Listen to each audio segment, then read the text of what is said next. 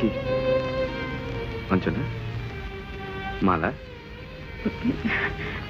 আমার আগে তোমার গলায় কেউ মালা দেবে আমি সহ্য করতে পারবো না, তাই আগে থেকে ছুটে এলাম। হঠাৎ মালা কেন? আহা, কিচ্ছু যেন জানেন না? আমি বুঝি কিচ্ছু জানি না? ও, আর্ট এক্সিবিশনের খবরটা শুনেছি বুঝি?